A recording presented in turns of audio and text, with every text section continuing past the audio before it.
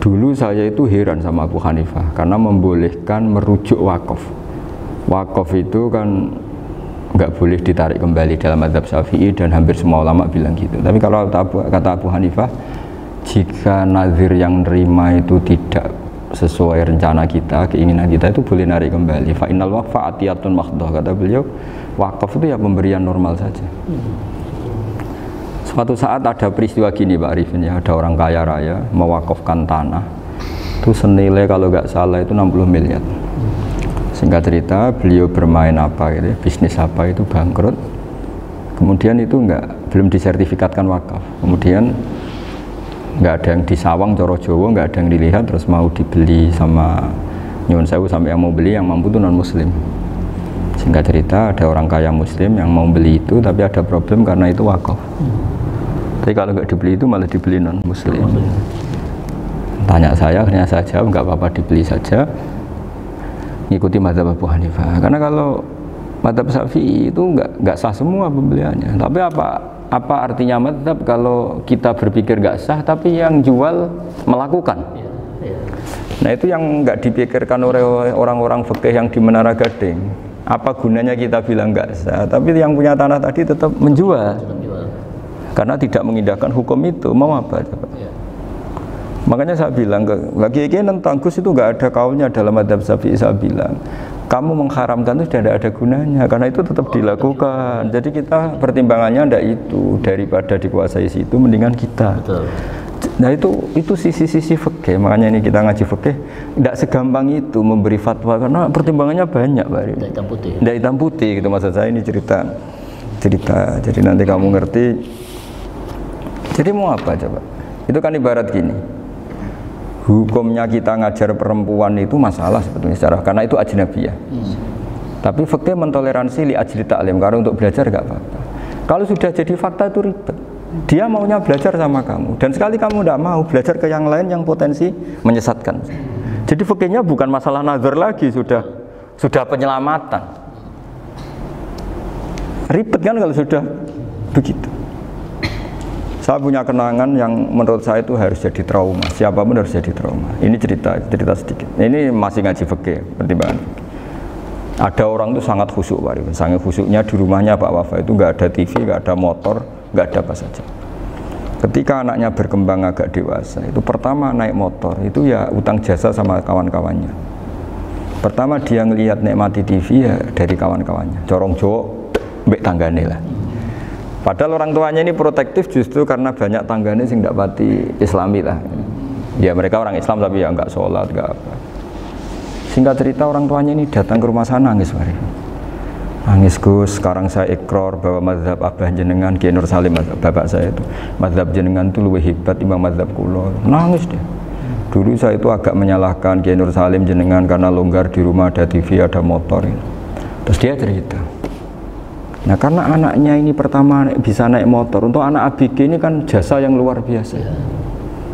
Karena dia butuh sekali bisa naik motor, dipinjemin. Akhirnya walhasil anaknya ini nyuwun sewu merantau ke Jakarta kemana? Akhirnya lam yusolli wa lam yasum. Padahal anaknya ya kiai kampung. Terus tak ceritain. Terus akhirnya dia tanya, kenapa sih Gus jenengan sama abah kok longgar gitu sama anak? Tak ceritani gini Pak Arifin, menurut ilmu al-insan abdul ihsan, manusia itu budaknya kebaikan. Karena utang jasanya sama anak ini, ya dia akan ainut anak ini. Sementara kenangannya mbek jenengan mbok amui. Tidak boleh. Dia baru ngakui, ya Gus saya itu nyun sewu hanya khusyuk tapi kurang ilmu. Tadi dia hanya berdasar khusyuk. Bocah kok main delok TV, kan pikirannya hanya gitu. Ini cerita ilmu, saya bukan menjustifikasi manapun, ini kan cerita ilmu Pak Arifin ya. Jadi semuanya itu ada hitung-hitungannya. Coba kalau kita terlalu stakung be anak pertama naik motor jasanya orang nggak sholat ya, pertama roh TV jasanya orang nggak sholat. Coba terikatnya anak ini sama kita apa sama orang itu? Sama orang itu. Bayangkan kalau umur ABG. Kalau umur sak pari pun Pak Wafa ini nafsu astagfirullah kan. Gue cok tuwa nome ya ora. Gaya tok, bareng tua udah khusus gue gaya tok. Aslinya namanya bodoh. Ya saya sama-sama semua. Cuma saya kan lebih jujur dari biasa. Jadi orang tuh harus ngitung gitu. Itu kenapa Mbah Mun tuh kiai alim alama. Setahu saya dalamnya ada TV. Putra-putra ini lihat TV. Meskipun kita tidak mungkiri negatifnya TV, kita nggak mungkiri Pak Arifin ya. Tapi tadi ketika anak-anak ABG itu pertama lihat TV jasanya Tonggoni. Kalau kebetulan tanggane wong soleh nggak masalah ya. Kalau enggak, itu nangis ke rumah saya itu ya. Nyesel dia. Tapi saya bilang gini, ini jenengan tiang soleh, mesti anak jenengan suatu saat kembali. Coba pola jenengan harus rubah. Ini hebatnya Nabi. Ketika Sayyidah Aisyah masih kecil, minta diperlihatkan Li'bul Habasyah. Itu ya diturutin kan masyhur itu. Kayak apa Nabi? Karena kalau nggak diturutin, pasti Sayyidah Aisyah akan ngidolakan mainan yang lain yang di luaran sana malah. Itu karena Nabi punya kearifan tadi. Jadi ini kan ilmu, lagi-lagi ilmu. Jadi yang semua itu harus dibaca dengan ilmu. Makanya kata Nabi, ad-dunya mal'unatun mal'unun fiha illa dzikrawah wa ma'alalahu aw aliman aw muta'alliman. Karena dunia ini hanya bisa dibaca dengan ilmu. Yang diridai Allah maksud saya hanya bisa. Lalu saya itu banyak kenal menteri, kenal pejabat. Tapi saya tidak pernah melihat itu sebagai pejabat. Melihatnya itu orang yang ingin belajar agama. Karena sekali salah melihat, yang hidup itu tamaknya Pak Arifin. Yang hidup kan tamaknya. Saya kenal orang kaya kok melihat kayanya, yang hidup itu tamaknya, ingin dapat ini, dapat. Tapi kalau melihat itu sebagai hamba Allah yang ingin belajar, insya Allah kita selamat dari tamak. Meskipun kita ya manusia tidak sempurna. Setidaknya ketika dia lomo atau tidak lomo, nyalami template apa tidak ngefek, karena kita melihat ini mau belajar. Tapi kalau kamu didorong tamak, katanya orang kaya ternyata nggak tahu haknya kiai, ribet kan? Ribet. Ya kalau kamu punya santri cantik ya lihat itu sebagai santri kamu. Jangan melihat ini mau nggak sama saya, kalau enggak ya wah ya ribet kalau gitu. Ini anak-anak muda harus dilatih ikhlas, bahaya ini santri-santri sampean kalau nggak dilatih ikhlas ini bahaya. Karena ini belum punya penggemar pejabat, paling ya anak-anak yang ya tadi ABG. Jadi lah Sarah kembali lagi Sarah itu membicarakan itu detail. Jadi ya makanya kenapa orang mati yang lahir langsung meninggal itu nggak wajib disolati. Alasannya di fikih ya lucu. Karena dikatakan sholat mayit, di mana-mana mayit itu sabakohu hayatun. Di mana-mana namanya mati itu terdahului oleh hidup. Nah ini nggak pernah hidup langsung mati. Jadi fikih itu ya kadang lucu. Ya gitu aja alasannya. Kamu nyolati apa? Mayit. Kenapa kok mayit? Jadi mayit itu namanya mayit. Orang mati. Orang mati. Orang mati artinya pernah hidup. Hidup. Nah itu Sarah. Jadi ketika matan hanya cerita wasiktu alladzi lam yastahila, nggak pernah nangis, lam yusolla alaih. Sarah bilang mergo ora tahu urip. Kalau nggak pernah hidup berarti nggak bisa dikatakan mati. Kayak sampean miskin itu kan nggak bisa dikatakan bangkrut. ya miskin aja gitu loh. Kan gitu ya. Karena nggak pernah kaya. Kayak Mas Nafis nggak bisa dikatakan, oh itu Qurannya lupa gimana? Nggak pernah hafal. Jadi yang dikatakan lupa itu pernah hafal. Nggak lupa nggak apa, Gus Qurannya lupa, gaya nggak pernah hafal kok bilang apa? Lupa gitu. Nggak boleh Pak Wafa bilang saya ini bangkrut apa? Nggak pernah kaya kok bangkrut. Jadi semua itu ada aturannya itu. Nah itu Sarah, lagi-lagi Sarah. Jadi bahkan banyak yang syarhun ala syarhin. Jadi kayak kitab takrib itu disarai Fathul Qorib. Jadi Fathul Qorib itu sudah Sarah. Disarai lagi Bajuri. Nah, itu termasuk cerita itu ya. Cerita-cerita. Kalau baca Bismillahirrahmanirrahim. Ya, wa yakunu qad dzukira daf'atan wahidatan la fi daf'ataini. Islam tujad al hayat al mustaqira inda daf'ati saniyah. Amma idza wujidat al hayat al mustaqira daf'at saniyah fayakhilu al masbuhu aidan. Fasartu wujudul hayat al mustaqira fi ibtida'il wati akhir marrah. Wa makharu dzalika inda tulil fasli wa illa fala rafa'a sikina wa ada fawran aw alqaha liqaniya kalatan wa akhadha ghairuha fawran aw saqatat minhu wa akhadha ghairu halan aw qallaba wa qata'a biyama bagi hal al masbuh. Jadi ini masalah Sarah. Sarah itu sudah detail. Misalnya gini, kamu motong ayam harus sekaligus shred jadi. Jangan sampai nyuwun sewu 2 kali.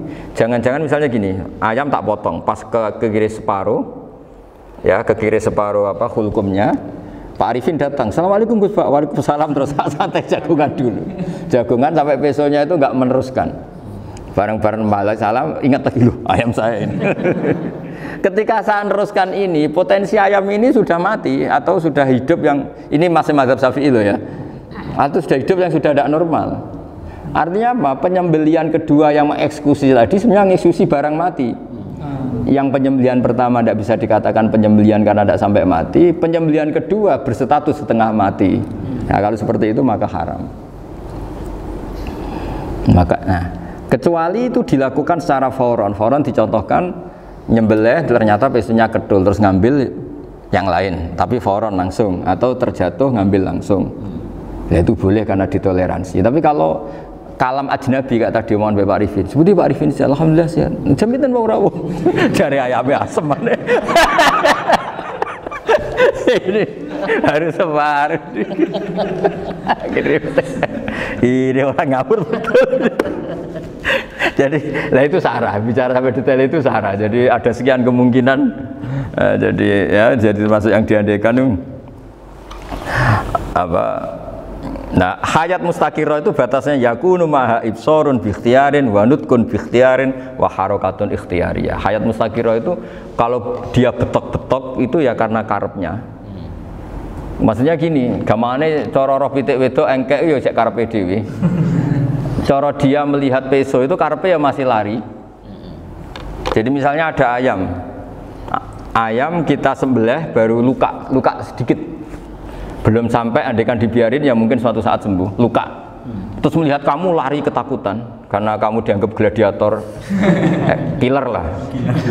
Nah itu berarti punya hayat mustaqirah. Tapi sudah kalau kamu sembelih karek ngeriwit, roh kue serawedi, ya kan? Mau demo ya sudah nggak berkutik, ya dia berarti tidak punya hayat mustaqirah gitu. Ya batasannya itu Joro. Nah, dalam mazhab Syafi'i syarat sahnya penyembelihan harus hewan itu punya hayat mustaqirah. Nah ini sarah ya, jadi sarah itu lebih jelimet. Nah makanya kenapa tidak boleh nyembelih pakai yang tumpul Mas Nafis? Takutnya ayamnya itu ngalami dohtoh, atau kok ditekek. Jadi misalnya sama nyembelih pakai peso tumpul, ini kini ketekek, takut.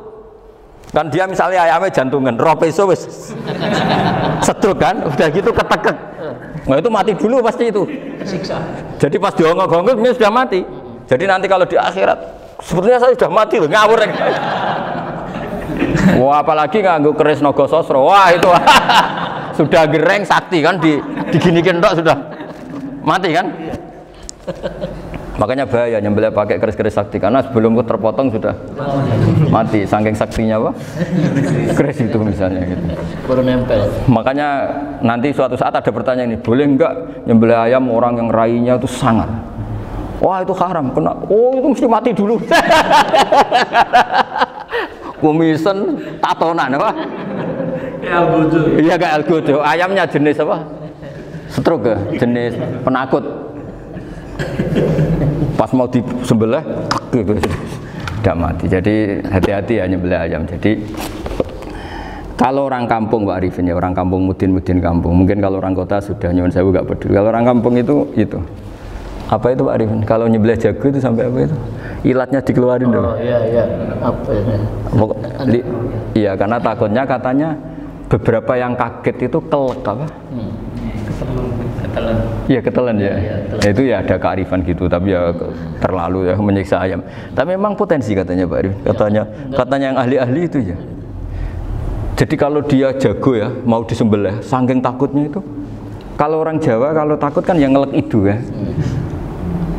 Itu orang Jawa loh ya. Itu kalau orang takut kan kadang apa kayak. Nah ayam itu nak ketakut. Kadang ininya terus apa? Lidahnya masuk. Akhirnya pas disembelih ini nggak kena. Nah, makanya terus banyak mudin yang punya ikhtiar tadi. Pernah lihat Pak yang ayam jago itu? Ilatnya dikeluarin. Ya, itu ya tidak wajib, cuma tidak bisa kita salahkan. Tapi kata penyembelih yang lain tak tanya, eksekutor yang lain, Pokoknya rodok dipenek Gus. Iku wis ra iso. Saya belum pernah nyembelih ayam karena ini kan selain nggak profesi saya juga nggak mentolonan saya. Tapi ini beberapa kefiah ya, yang penting kita tahu ilmunya. Yang paling pokok itu qatul khulqum wal mari. Ya kira-kira dalan sing digo nafas sama digo makanan tadi. Ya tapi itu tadi caranya semua itu harus apa tadi mengalami atau masih punya hayatun mustaqirah. Nah, takutnya dalam konteks nyembelih yang apa tadi? Saya bilang separuh tadi. Separuh. Itu jamnya normal enggak, itu sudah jam 11 ini? Jam 10. Cepetan juga. Oh, jam mati almarhum itu. Itu enggak halal disembelih itu sudah maitah ya. 10:13, 10:14 kan. Iya ya. Ya makanya saya bingung lihat jam. Ya jadi itu Pak Wafa ya, pentingnya sarah itu seperti itu. Matan itu kan asal nyembelih saja, tapi di sarah diterangkan jangan hanya nyembelih, yang disembelih harus ada hayatun mustaqirah, karena dikatakan penyembelihan adalah menghilangkan nyawa dengan cara yang syar'i. Nah, kalau nyawanya saja sudah hilang bukan nyembelih gitu. Nah potensi itu ada ketika jago kamu sembelih pakai yang tumpul, ini ada doktoh. Loh, hewan itu juga kayak manusia loh, karena punya hati, ketika takut bisa saja mati. Nah, takutnya ulama kan ini ngalami dohtoh, kayak orang ditekek kan mati kan, ditekek kaget. Contoh gampang gini, orang ditekek perempuan kemungkinan mati itu kecil, karena murni hanya ngalami pernafasan. Tapi nak ditekek wong gagah tatonan kan terus dua reaksi tubuh, takut sama nggak bisa bernafas, itu kan lebih cepat apa? Mati. Kira-kira kan gitu. Lah ini sudah takut, dongok-dongok itu kan. Nyiksa. Saya sering ketemu orang yang ahli nyari ular, nyari apa. Itu ya gitu. Filosofinya sama seperti orang perang. Harus bikin takut. Iku kewan Gus nak disewentak, iku telelekan, jadi telelekan iku apa Pak Anda bicara bahasa Batawi ini itu. Orang kaget terus terpaku itu. Teorinya Khalid bin Walid kan gitu. Kalau perang supaya musuh takut. Kamu tahu saya, kami siapa? Ayat jina biqaumin yuhibbunal mauta kama tuhibbunal hayat. Kita ini bawa pasukan yang mereka mencintai mati kayak kalian mencintai hidup. Pasukan kami ini wah darwis, berani modar ya wis gitu, kira-kira gitu kalau bahasa Jawa itu. Kita mati. Berani mati. Akhirnya musuhnya kan nah, di antara syaratnya perang kan gitu, harus bikin musuh itu takut, gemeter. Nah, telelekan itu gampang gitu. Telelekan itu pokoknya tadi loh Pak Arifin, kepaku tadi. Agak berkutik. Paham ya? Nah, jangan-jangan ayam yang kita sembelih mau wis wedi diongok-ongok mati duluan gitu. Nah, makanya terus kata musannaf kalau bisa itu wa yakunu madzukira bidafatin wahidah. Kalau itu usahakan sekali jadi. Tapi itu bukan berarti syarat sahnya harus sekali jadi. Kira-kira karena tadi gak kebayang kan kalau baru separuh tak Assalamualaikum Gus Pak, Waalaikumsalam Pak Arifin, sebuti kabarnya. Baru itu terus ingat, diteruskan lagi, kemungkinan ini sudah mati apa? Nah makanya ya tapi lagi-lagi ini sarah ya, tak baca Bismillahirrahmanirrahim wa yakunu qad umadzukira daf'atan wahidatan la fi daf'ataini fa innahu yahrumul masbuh hina idin. Kalau dua kali, tapi dua kali maksudnya yang satu kali ini mengakibatkan kematian, dikatakan penyembelihan belum sempurna, dikatakan hidup toh nanti pasti mati, berarti tidak mengalami hayatun mustaqirah. Paham ya? Jadi ini semoga dapat barokah dari para ulama. Jadi saya mohon nanti Pak Wafa, Pak Muntaha, teman-teman jangan hanya baca matan ya, pada level alim itu harus baca syarah, karena matan itu nyuwun sewu tidak cukup untuk menjawab sekian kemungkinan. Nah, syarah itu sono fardul masalah. Ya Pak Arifin ya, mengandaikan masalah meskipun belum terjadi ya pengandaian, sehingga nanti kalau terjadi kalau militer itu apa? A, B ya? Alternatif gimana? Kalau strategi itu kan ada sekian A, B, C. Kalau A gagal, B sudah siap. Oh, militer. Jadi kalau masuk surga pintu satu nggak bisa, itu kedua. Lewat teras Gus. Ini sembrono. Bagi Al-Fatihah. Bismillahirrahmanirrahim.